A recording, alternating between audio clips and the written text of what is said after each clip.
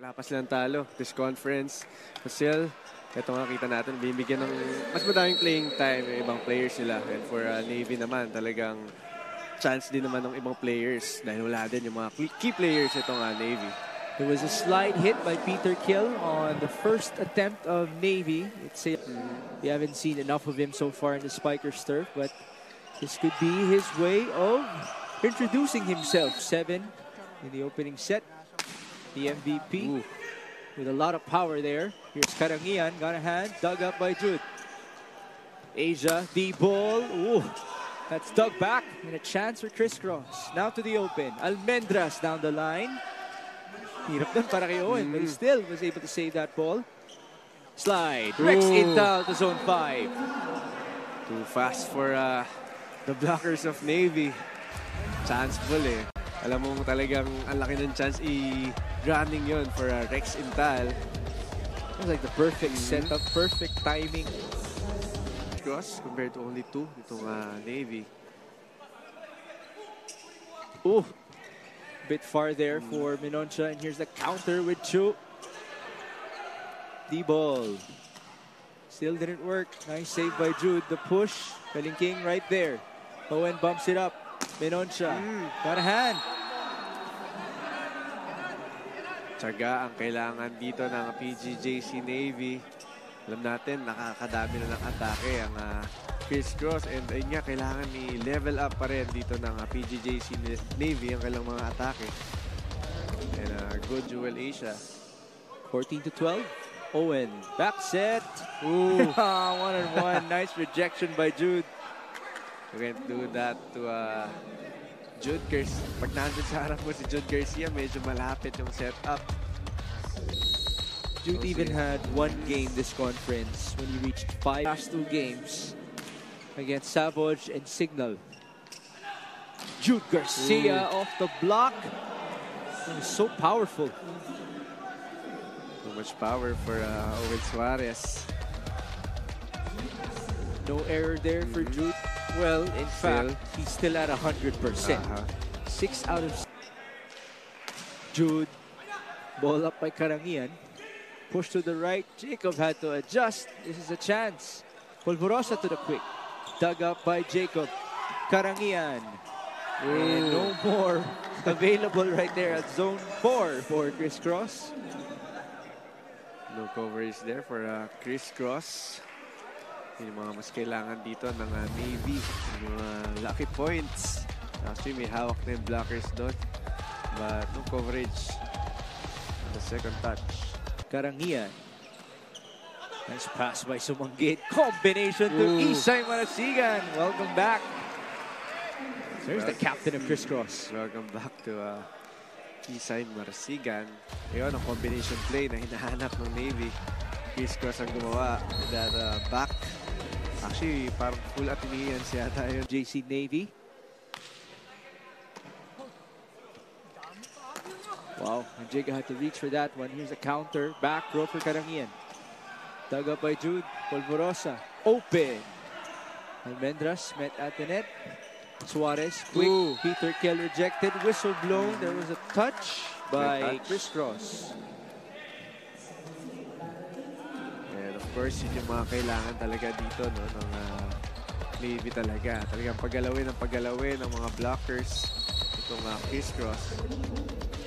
I'll get back to that later on because now it is 6 set points for crisscross, and with that error, King Crunchers will get set number 1. And another error, but challenge. Why not? May isa pang challenge itong Navy. No. Malayo. Okay. Chu and Jiga. Thank you for joining us. This is Mix Gomez with Yos Yoson. And Baileys Akot is our courtside reporter. Chu and Jiga getting the first point of set 2. More energy start for crisscross kasi kanina ng first set medyo hindi ganun kataas yung energy nila. Kaya nakauna ang Navy but bumuelo lang eh. Yeah. Bumuelo lang ito. Ganung tapik lang. Napatayo tuloy si Coach George. Combination. Yes. Ooh! It is Karangian's turn to deliver. That combination play has been very effective for Navy. Kaya na pang first set, kahit si Jacob yung gumagawa nun kanina, nakapunto siya. But now, Libreng puntos muli. This time with the help of the net. lucky serve for Francis Saura with the help of the net. Sakit dun, no? Sa loob. Kapag ikaw yung ang bilis ng progress ni Jaron Requinton. Of course. It was actually part of the championship nung juniors division nila nung nasa UST pa siya. Hindi ko maalala kung anong season. But a few years ago. And yun nga, no, lumipat siya. And then eventually, naging beach volleyball player siya. Iba dali talaga kasi yung communication eh. Pagka sa beach. Given to him. Talking about Chu and Jiga. Oh, the same applies to Jewel Asia. Menoncho, cross, dug up by Requinton. It's Saura who will push. Good chance for Navy. Jacob, cross. That goes through. Chance ball. Kalingking bumps it up for Jacob. And that was low. Too low for Jacob. And no coverage on the side of PGJC Navy. Yun yung mga kailangan din nilang i-workout dito eh. Yung coverage. Kasi natin malakas bumlock dito ang crisscross. Peter Kiel with 4 points. That's a drop. And the save by Sumang. Aso naharangan ng paa niya yung bola. On the second ball. A good save there by Sumang. But no second touch for Francis Saura. I mean, he got to it. And then the foot was there. Ayun, no? Okay na sana. Again, if you're not sure, just put it up. 17-12. Nice block. Binalik talaga ni Jude. Kitang-kita natin sa harap natin kung nasan yung kamay at ulo nitong si Jude Garcia. Actually, mapa Beach Valley, ganyan tumalon si Jude eh. Kita mo eh. No? Yeah, I'd like to think beach volleyball elevate. Jason Uy will send it through. This is a chance. Polvorosa, back set. Isay Marasigan down the line. There you go. So dapat pala down the line para pumasok. Medyo bitin yata yung setup kanina. So ngayon nakapag-down the line na dito si Isay Marasigan. Well, that was not the widest. Safely in. Castel bumps it onto the left. Off speed. Nice hit by Edsel Menoncha. Finally, good hit there by Menoncha. Alam niya nakaabang lahat eh sa dulo ng depensa ng crisscross.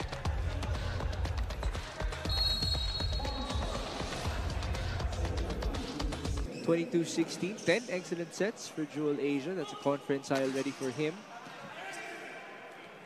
Quick look and onto Chu and Jiga. That's the duel for Chris Cross in this match.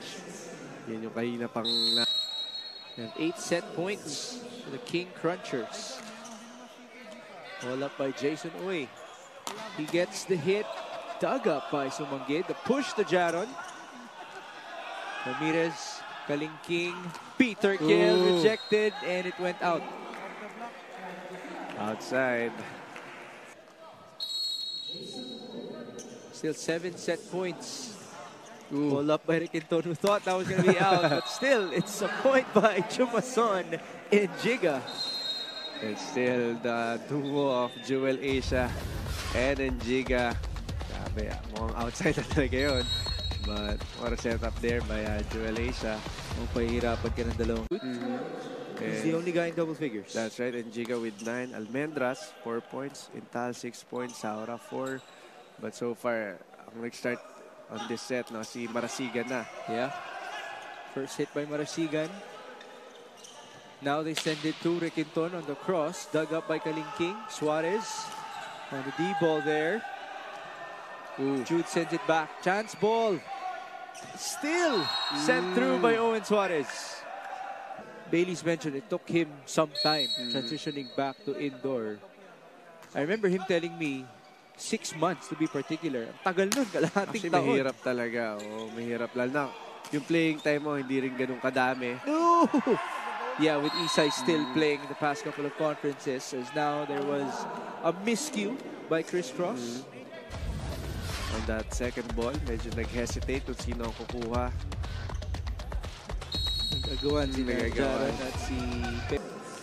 Pagka galing sa offset, galing sa labas na set, galing sa miss set, mahihirapan talaga siyang pumasok doon. Jacob, the usual target. Peter Kiel rejected by Njiga. Now Kiel just had to turn around to send it through. At the open, it is another point for Jude Garcia. Ibabaw si Jude Garcia on that sequence. Kala natin sa setup nitong si Jewel sa... Ano yun? Sorry, nakangiti na si Jude. Alam niya kasi sa nadadaan.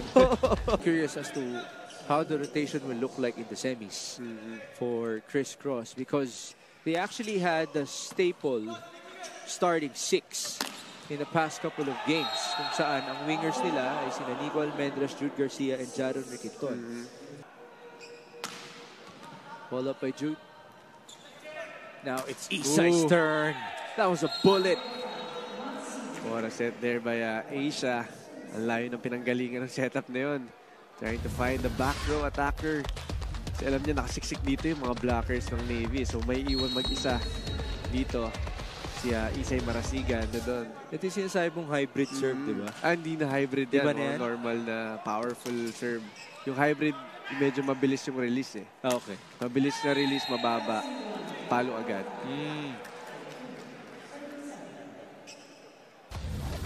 Let's see this previous sequence. Isay Marasigan continuing with his groove in this set.